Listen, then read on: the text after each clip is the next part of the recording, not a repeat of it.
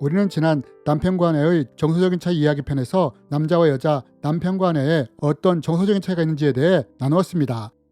이번 시간에는 더 깊이 남편과 아내가 서로 받고 싶은 정서적 욕구가 무엇인지에 대해 살펴보기 원합니다. 여러분, 오래전에 가정상담사역을 전공할 때 남편과 아내의 사랑의 언어 차이에 대해 공부한 적이 있습니다. 그때 어떤 여자분이 이런 이야기를 나누신 적이 있습니다. 어느 날 남편이 자기를 부르더랍니다. 그리고 갑자기 이혼하자고 하더랍니다. 이분은 이 말을 들을 때 마치 날벼락을 맞는 것 같았다고 했습니다. 왜냐하면 여자분은 여전히 남편을 사랑하는데 남편이 이혼하자고 했기 때문입니다. 그리고 결국 이혼을 하게 되었습니다. 하지만 이분은 몇 년 동안 왜 남편이 자기에게 이혼을 하자고 했는지 도저히 이해가 되지 않았답니다. 그런데 이분이 이것을 어떻게 알게 되었느냐? 가정사역을 공부하면서 이것을 알았다고 했습니다. 이분은 이렇게 말했습니다. 남편은 작은 일이건 큰 일이건 자기와 함께 하기를 원했다고 합니다. 예를 들어 이분이 빨래를 널고 있는데 남편이 부른답니다. 가보면 남편이 사소한 일을 하고 있는데 옆에 앉아 있으라고 한답니다. 이러한 것들이 지속되자 부인은 이것을 탐탁지 않게 생각했다고 합니다. 그러면서 서서히 남편이 불러도 일이 있다는 핑계로 바쁘다는 핑계로 함께하지 않았다고 합니다. 그리고 몇 년이 지난 어느 날 갑자기 남편이 자기를 부르더니 이혼을 하자고 한 것입니다. 이분은 이런 남편의 행동이 도저히 이해가 되지 않았다고 합니다. 그런데 이분이 가정사역을 공부하면서 알게 된 것이 무엇이냐? 남편의 사랑의 언어가 함께하는 시간이었다는 것을 알게 된 것입니다. 그리고 이것을 통해 왜 남편이 자기에게 이혼을 하자고 했는지 그 이유를 알게 되었다고 했습니다. 그러면서 이분은 말했습니다. 그때 진작 남편의 사랑의 언어가 함께하는 시간이라는 것을 알았더라면 상황이 많이 달라졌을 것이라고요. 여러분, 성경은 말합니다. 너희도 각각 자기 아내 사랑하기를 자기같이 하고 아내도 그 남편을 경외하라. 여러분, 성경은 말합니다. 남편은 아내를 사랑하고 아내는 남편을 경외하라고 말입니다. 그럼 여러분, 성경은 남편은 아내를 사랑하고 아내는 남편을 경외하라고 하는데 우리는 이것을 어떻게 할 수 있을까요? 이제부터 남편과 아내가 사랑의 언어를 통해 어떻게 이렇게 할 수 있는지에 대해 함께 나누기 원합니다. 그렇다면 여러분, 남편과 아내가 서로 받고 싶은 사랑의 언어는 무엇이고 우리는 배우자의 이러한 정서적 욕구를 어떻게 채워줄 수 있을까요? 여러분, 오래전에 미국의 저명한 결혼상담 전문가인 게리 체프먼이라는 분이 책을 썼습니다. 그 책이 어떤 책이냐? 바로 5가지 사랑의 언어라는 책입니다. 여러분, 체프먼은 이 책을 통해 모든 사람에게는 자기가 선호하는 정서적 욕구가 있다고 말을 합니다. 그리고 그 정서적 욕구는 인정하는 말, 함께하는 시간, 선물, 스킨십, 봉사 이렇게 5가지로 요약할 수 있다고 했습니다.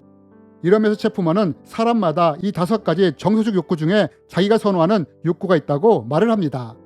그리고 누군가가 자기가 선호하는 정서를 채워줄 때 이것을 통해 감사와 사랑받고 있는 느낌을 받는다고 했습니다. 그러면서 체프먼은 이것이 각 개인의 사랑의 언어라고 말을 했습니다. 그럼 여러분, 이게 무슨 말이냐? 남편의 사랑의 언어가 인정하는 말이라면 아내가 남편에게 봉사나 스킨십을 해준 것보다 남편을 인정해주고 세워줄 때 남편은 이것을 통해 정서적으로 더 사랑받는다고 느낀다는 것입니다. 반면 아내의 사랑의 언어가 봉사라면 남편이 인정해주는 말이나 함께하는 시간보다 남편이 아내를 위해 봉사하고 도와줄 때 아내가 사랑받고 있다는 감정을 더 느끼게 된다는 것입니다. 이것이 체프먼이 책에서 말하는 5가지 사랑의 언어입니다. 저는 앞에서 한 여자분에 대한 이야기를 했습니다. 어느 날 남편이 갑자기 이혼을 하자고 했다고 합니다.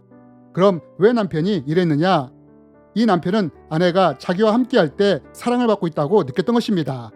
그런데 부인이 자꾸 핑계를 대면서 함께하는 시간이 줄어들 때 이러한 감정에 문제가 생긴 것입니다.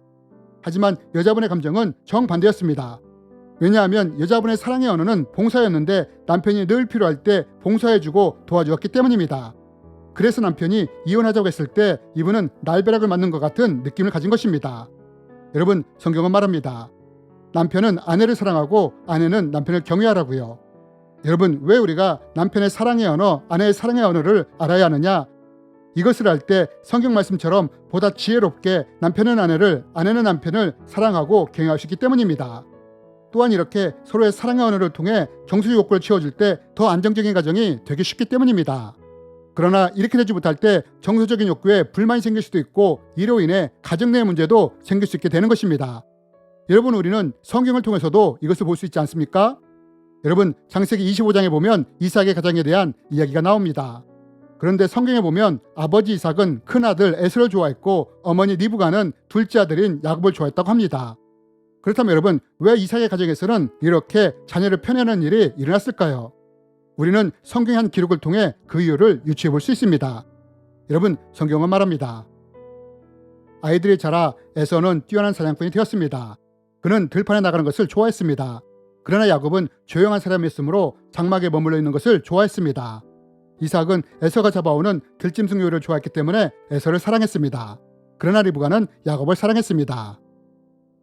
여러분, 성경은 이삭이 어떤 이유로 에서를 좋아했고 또 리브가는 어떤 이유로 야곱을 좋아했다고 합니까? 아버지 이삭은 에서의 사냥한 요리를 좋아했고 리브가는 조용하고 장막에 머무는 야곱을 좋아했다고 합니다. 그럼 여러분, 우리가 이것을 놓고 볼 때 이삭과 리브가의 정서적인 차이는 무엇이고 사랑의 언어는 무엇일까요? 우리는 이 짧은 문장을 놓고 정확하게 판단할 수는 없지만 우리가 이것을 통해 유추해 본다면 이삭이 에서가 섬기는 것을 좋아하는 것을 보면 이삭의 사랑의 언어는 봉사나 선물일 가능성이 높다는 것을 알 수 있습니다. 그러면 여러분, 이와 반대로 리브가의 사랑의 언어는 무엇이었을까요?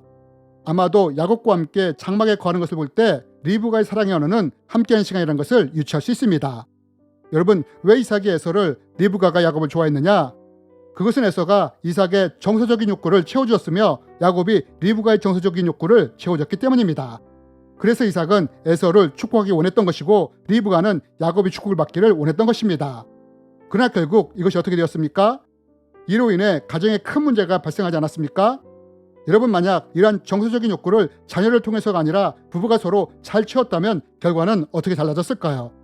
여러분, 앞에서 언급한 이혼한 여자분은 내가 이 사랑의 언어를 몇 년 전에만 미리 알았다면 어땠을까라며 안타까워했습니다. 그리고 이분은 가정사역 실습을 나가서도 부부간에 서로 알아야 할 사랑의 언어에 대해 많이 강조하셨습니다. 그렇다면 여러분, 우리는 내 남편과 아내의 사랑의 언어가 무엇인지를 어떻게 알 수 있을까요? 여러분, 이것을 알아볼 수 있는 5가지 사랑의 언어 체크리스트를 설명란에 넣게 놓았습니다. 이것을 통해 내 남편과 아내가 어떤 사랑의 언어를 가지고 있는지를 체크해 보았으면 좋겠습니다. 그리고 이것을 알았다면 남편은 아내가 선호하는 사랑의 언어를 통해 섬기고 또 아내는 남편이 좋아하는 사랑의 언어를 통해 경외하는 사람이 되었으면 좋겠습니다. 여러분, 우리는 이렇게 사랑의 언어를 통해 남편이 아내를 사랑하고 아내가 남편을 경외할 수 있습니다. 이것이 사랑의 언어를 통해 아내를 사랑하고 남편을 경외하는 방법입니다. 주님의 이름으로 여러분을 축복합니다.